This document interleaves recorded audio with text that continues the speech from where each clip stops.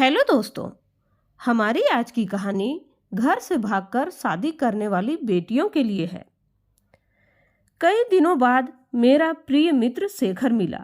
कुछ उसने सुनाई, कुछ मैंने सुनाया। मैंने कहा, यार, सबकी अपनी अपनी मेंटेलिटी होती है। कोई कहता है बस का सफ़र सबसे बेहतरीन होता है, तो कोई कहता है ट्रेन का। लेकिन मुझे तो आए दिन किसी न किसी काम से ट्रेन का ही सफ़र करना पड़ता है। मुझे तो ट्रेन का सफ़र ही सबसे सुविधाजनक लगता है। शेखर ने कहा, मुझे तो बस और ट्रेन दोनों ही ठीक लगते हैं यार। तभी मैंने उस घटना के बारे में शेखर को सविस्तार सुनाना शुरू किया। ट्रेन के एसी कंपार्टमेंट में मेरे सामने की सीट पर बैठी लड़की ने मुझसे पूछा, हेलो, क्या आपके पास इस मोबाइल की सिम निकालने की पिन है? उसने अपने बैग से एक फ़ोन निकाला। वह नया सिम कार्ड उसमें डालना चाहती थी, लेकिन सिम स्लॉट खोलने के लिए पिन की ज़रूरत पड़ती है, जो उसके पास नहीं थी। मैंने हाँ में गर्दन हिलाई और अपने क्रॉस बैग से पिन निकालकर लड़की को दे दी। लड़की ने थैंक्स कहते हुए पिन ले लिया और सिम डालकर पिन मुझे वापस कर दी। थोड़ी देर बाद वह फिर से इधर उधर ताकने लगी। मुझसे रहा नहीं गया। मैंने पूछ लिया, कोई परेशानी? वह बोली, सिम स्टार्ट नहीं हो रही है। मैंने मोबाइल मांगा, उसने दिया। मैंने उसे कहा कि सिम अभी एक्टिवेट नहीं हुई है, थोड़ी देर में हो जाएगी। एक्टिव होने के बाद आईडी वेरिफिकेशन होगा, उसके बाद आप इसे इस्तेमाल कर सकेंगी। लड़की ने पूछा, आईडी वेरिफिकेशन क्यों? मैंने कहा, आजकल सिम वेरिफिकेशन के बाद ही एक्टिव होती है। जिस नाम से यह सिम उठाई गई है उसका ब्यौरा पूछा जाएगा, बता देना। लड़की बुदबुदाई। ओह, मैंने दिलासा देते हुए कहा, इसमें परेशानी की कोई बात नहीं। वह अपने एक हाथ से दूसरा हाथ दबाती रही, मानो किसी परेशानी में हो। मैंने फिर विनम्रता से कहा, आपको कहीं कॉल करना हो तो मेरा मोबाइल इस्तेमाल कर लीजिए। लड़की ने कहा, जी फिलहाल नहीं, थैंक्स, लेकिन यह सिम किस नाम से खरीदी गई है मुझे नहीं पता। मैंने कहा, एक बार एक्टिव होने दीजिए, जिसने आपको सिम दी है उसी के नाम की होगी। उसने कहा, ओके, कोशिश करते हैं।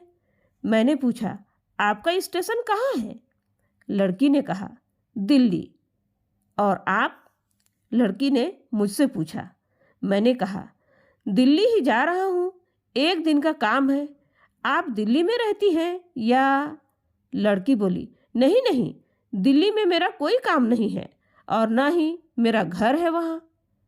तो? मैंने उत्सुकतावश पूछा। वह बोली, दरअसल ये दूसरी ट्रेन है जिसमें आज मैं हूँ और दिल्ली से तीसरी गाड़ी पकड़नी है, फिर हमेशा के लिए आज़ाद। आज़ाद? लेकिन किस तरह की कैद से? मुझे फिर जिज्ञासा हुई, किस कैद में थी ये अल्हड़ सी लड़की? लड़की बोली, उसी कैद में थी जिसमें हर लड़की होती है, जहाँ घर वाले कहे शादी कर लो, जब जैसा कहे वैसा करो। मैं घर से भाग चुकी हूँ। मुझे ताज्जुब हुआ, मगर अपने ताज्जुब को छुपाते हुए मैंने हंसते हुए पूछा, अकेली भाग रही हैं आप? आपके साथ कोई नज़र नहीं आ रहा? वह बोली, अकेली नहीं, साथ में है कोई। कौन? मेरे प्रश्न खत्म ही नहीं हो रहे थे। दिल्ली से और एक ट्रेन पकड़ूंगी, फिर अगले स्टेशन पर वो जनाब मिल जाएंगे और उसके बाद हम किसी को नहीं मिलेंगे। ओह, तो ये प्यार का मामला है? उसने कहा, जी हाँ। मैंने उसे बताया कि मैंने भी लव मैरिज की है। यह बात सुनकर वह बहुत खुश हुई और बोली, वाओ, कैसे, कब? लव मैरिज की बात सुनकर वह मुझसे बात करने में रुचि लेने लगी। मैंने कहा, कब, कैसे, कहाँ, वो मैं बाद में बताऊंगा। पहले आप बताइए, आपके घर में कौन कौन है? उसने होशियारी बरतते हुए कहा। वो मैं आपको क्यों बताऊं? मेरे घर में कोई भी हो सकता है।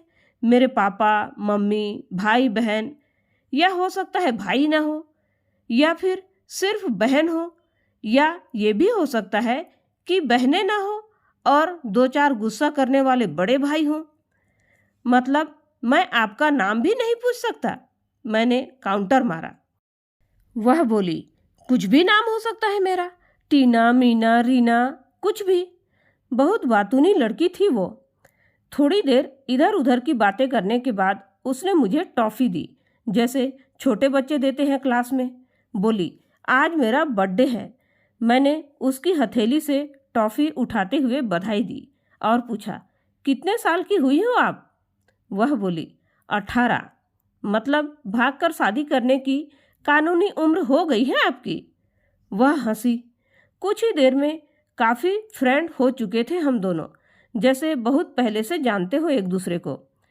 मैंने उसे बताया कि मेरी उम्र 35 साल है, यानी 17 साल बड़ा हूँ। उसने चुटकी लेते हुए कहा, लग तो नहीं रहे हो।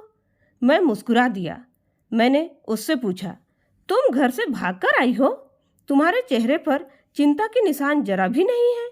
इतनी बेफिक्री मैंने पहली बार देखी। खुद की तारीफ सुनकर वह खुश हुई और बोली, मुझे उन जनाब ने, मेरे लवर ने पहले से ही समझा दिया था कि जब घर से निकलो तो बिल्कुल बिंदास रहना। घर वालों के बारे में बिल्कुल मत सोचना, बिल्कुल अपना मूड खराब मत करना, सिर्फ मेरे और हम दोनों के बारे में सोचना। और मैं वही कर रही हूँ। मैंने फिर चुटकी ली और कहा, उसने तुम्हें मुझ जैसे अनजान मुसाफिरों से दूर रहने की सलाह नहीं दी? उसने हंसकर जवाब दिया, नहीं, शायद वह भूल गया होगा यह बताना। मैंने उसके प्रेमी की तारीफ करते हुए कहा, वैसे तुम्हारा बॉयफ्रेंड काफ़ी टैलेंटेड है। उसने किस तरह से तुम्हें अकेले घर से रवाना किया, नई सिम और मोबाइल दिया, 3 ट्रेन बदलवाई ताकि कोई ट्रैक न कर सके। Very talented person. लड़की ने हामी भरी। बोली, बहुत टैलेंटेड है वह, उसके जैसा कोई नहीं। मैंने उसे बताया कि मेरी शादी को 10 साल हुए हैं। एक बेटी है 8 साल की और एक बेटा 1 साल का। ये देखो उनकी तस्वीर। मेरे फ़ोन पर बच्चों की तस्वीर देखकर उसके मुंह से निकल गया, सो क्यूट। मैंने उसे बताया कि ये जब पैदा हुई तब मैं कुवैत में था। एक पेट्रो कंपनी में बहुत अच्छी जॉब थी मेरी, बहुत अच्छी सैलरी थी। फिर कुछ महीनों बाद मैंने वह जॉब छोड़ दी और अपने ही कस्बे में काम करने लगा। लड़की ने पूछा, जॉब क्यों छोड़ी? मैंने कहा, बच्ची को पहली बार गोद में उठाया तो ऐसा लगा जैसे मेरी दुनिया मेरे हाथों में है। 30 दिन की छुट्टी पर घर आया था। वापस जाना था लेकिन जा न सका। इधर बच्ची का बचपन खर्च होता रहे, उधर मैं पूरी दुनिया कमा लूँ तब भी घाटे का सौदा है। मेरी 2 टके की नौकरी और बचपन उसका लाखों का। उसने पूछा, क्या बीवी बच्चों को साथ नहीं ले जा सकते थे वहाँ? मैंने कहा, काफ़ी टेक्निकल मामलों से गुजरकर एक लंबे समय के बाद रख सकते हैं।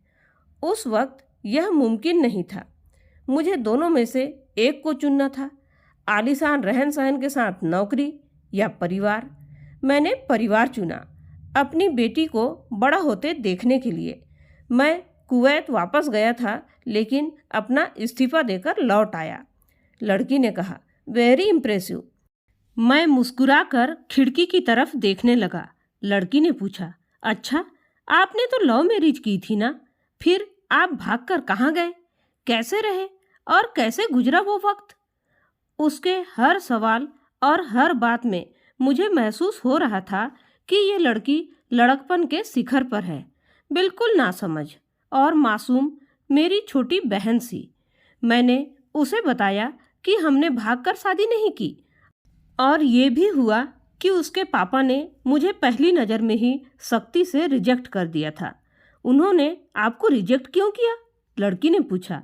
मैंने कहा, रिजेक्ट करने का कुछ भी कारण हो सकता है, मेरी जाति, मेरा काम, घर, परिवार। बिल्कुल सही। लड़की ने सहमति दर्ज कराई और आगे पूछा, फिर आपने क्या किया? मैंने कहा, मैंने कुछ नहीं किया, उसके पिता ने रिजेक्ट कर दिया। वहीं से मैंने अपने बारे में अलग से सोचना शुरू कर दिया था। निशा ने मुझे कहा कि भाग चलते हैं। मेरी वाइफ का नाम निशा है। मैंने 2 टूक मना कर दिया। वह 2 दिन तक लगातार जोर देती रही कि भाग चलते हैं। मैं मना करता रहा। मैंने उसे समझाया कि भागने वाले जोड़े में लड़के की इज्जत पर कोई खास फर्क नहीं पड़ता, जबकि लड़की के पूरे कुल की इज्जत धुल जाती है। भागने वाला लड़का उसके दोस्तों में हीरो माना जाता है, लेकिन इसके विपरीत जो लड़की अपने प्रेमी के संग भाग रही है वह कुल्टा कहलाती है। मोहल्ले के लड़के उसे चालू कहते हैं। बुराइयों के तमाम शब्दकोश लड़की के लिए इस्तेमाल किए जाते हैं। भागने वाली लड़की आगे चलकर 60 साल की वृद्धा भी हो जाएगी, तब भी जवानी में किए उस कांड का कलंक उसके माथे पर से नहीं हटता। मैं मानता हूँ कि लड़का लड़की को तौलने का यह दोहरा मापदंड गलत है, लेकिन हमारे समाज में है तो यही। ये नज़रिया गलत है, मगर सामाजिक नज़रिया यही है। वह अपने नीचे का होंठ दांतों तले पीसने लगी। उसने पानी की बोतल का ढक्कन खोलकर एक घूंट पानी पिया। मैंने कहा, अगर मैं उस दिन उसे भगा ले जाता तो उसकी माँ तो शायद कई दिनों तक पानी भी नहीं पीती। इसलिए मेरी हिम्मत नहीं हुई कि ऐसा काम करूं। मैं जिससे प्रेम करूं उसके माँ बाप मेरे माँ बाप के समान ही हैं, चाहे शादी ना हो तो ना हो। कुछ पल के लिए वह सोच में पड़ गई, लेकिन मेरे बारे में और अधिक जानना चाहती थी। उसने पूछा, फिर आपकी शादी कैसे हुई? मैंने बताया कि निशा की सगाई कहीं और कर दी गई थी। धीरे धीरे सब कुछ नॉर्मल होने लगा था। निशा और उसके मंगेतर की बातें भी होने लगी थी फ़ोन पर, लेकिन जैसे जैसे शादी नज़दीक आने लगी उन लोगों की डिमांड बढ़ने लगी। डिमांड मतलब? लड़की ने पूछा। डिमांड का एक ही मतलब होता है, दहेज की डिमांड। परिवार में सबको सोने से बने तोहफे दो, दूल्हे को लग्जरी कार चाहिए, सास और ननंद को नेकलेस दो, वगैरह वगैरह। उन्होंने बोले, हमारे यहाँ यही रीत है। लड़का भी इस रीत की अदायगी का पक्षधर था। वह सगाई मैंने तुड़वा डाली, इसलिए नहीं कि सिर्फ मेरी शादी उससे हो जाए, बल्कि ऐसे लालची लोगों में निशा कभी भी खुश नहीं रह सकती थी, न उसका परिवार। फिर किसी तरह घर वालों को समझा बुझाकर मैं फ्रंट पर आ गया और हमारी शादी हो गई। यह सब किस्मत की बात थी। लड़की बोली, चलो अच्छा हुआ आप मिल गए, वरना वो गलत लोगों में फंस जाती। मैंने कहा, जरूरी नहीं कि माता पिता का फैसला हमेशा सही हो, और ये भी जरूरी नहीं कि प्रेमी जोड़े की पसंद सही हो। दोनों में से कोई भी गलत या कोई भी सही हो सकता है। काम की बात यहाँ पर यह है कि कौन ज़्यादा वफादार है। लड़की ने फिर से पानी का घूंट लिया और मैंने भी। लड़की ने तर्क दिया कि हमारा फैसला गलत हो जाए तो कोई बात नहीं, उन्हें ग्लानि नहीं होनी चाहिए। मैंने कहा, फैसला ऐसा हो जो दोनों का हो, बच्चों और माता पिता दोनों की सहमति हो, वह सबसे सही है। बुरा मत मानना, मैं कहना चाहूँगा कि तुम्हारा फैसला तुम दोनों का है, जिसमें तुम्हारे पेरेंट्स शामिल नहीं हैं, न ही तुम्हें इश्क का असली मतलब पता है। तभी उसने पूछा, क्या है इश्क का सही अर्थ? मैंने कहा, तुम इश्क में हो, तुम अपना सब कुछ छोड़कर चली आई, ये सच्चा इश्क है। तुमने दिमाग पर जोर नहीं दिया, ये इश्क है। फायदा नुकसान नहीं सोचा, ये इश्क है। तुम्हारा दिमाग दुनियादारी के फितूर से बिल्कुल खाली था। उस खाली जगह में इश्क का फितूर भर दिया गया। जिन जनाब ने इश्क को भरा, क्या वो इश्क में नहीं है? यानी तुम जिसके साथ जा रही हो वो इश्क में नहीं, बल्कि होशियारी और हीरोगिरी में है। जो इश्क में होता है वह इतनी प्लानिंग नहीं कर पाता, 3 ट्रेनें नहीं बदलवा पाता, उसका दिमाग इतना काम ही नहीं कर पाता। कोई कहे कि मैं आशिक हूँ और वह सातिर भी हो, ये नामुमकिन है। मजनू इश्क में पागल हो गया था, लोग पत्थर मारते थे उसे। इश्क में उसकी पहचान तक मिट गई। उसे दुनिया मजनू के नाम से जानती है, जबकि उसका असली नाम कैस था। जो इस्तेमाल नहीं किया जाता वह सातिर होता तो कैद से मजनू न बन पाता। फरहाद ने सिरी के लिए पहाड़ों को खोदकर नहर निकाल डाली थी और उसी नहर में उसका लहू बहा था। वह इश्क था। इश्क में कोई फकीर हो गया, कोई जोगी हो गया। किसी मांझी ने पहाड़ तोड़कर रास्ता निकाल लिया, किसी ने अतिरिक्त दिमाग नहीं लगाया, चालाकी नहीं की। लालच, हवस और हासिल करने का नाम इश्क नहीं है। इश्क समर्पण को कहते हैं, जिसमें इंसान सबसे पहले खुद का समर्पण करता है, जैसे तुमने किया, लेकिन तुम्हारा समर्पण हासिल करने के लिए था। यानी तुम्हारे इश्क में लालच की मिलावट हो गई। लड़की अचानक खो सी गई। उसकी खिलखिलाहट और खिलंदड़ापन एकदम से खामोशी में बदल गया।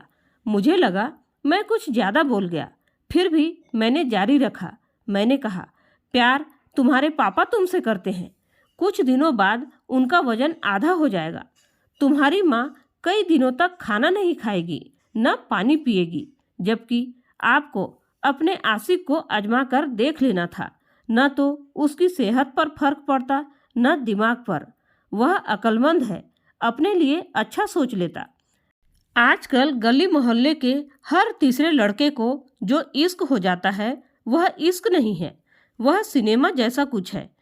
एक तरफ की स्टंटबाजी, डेयरिंग, अलग कुछ करने का फितूर और कुछ नहीं।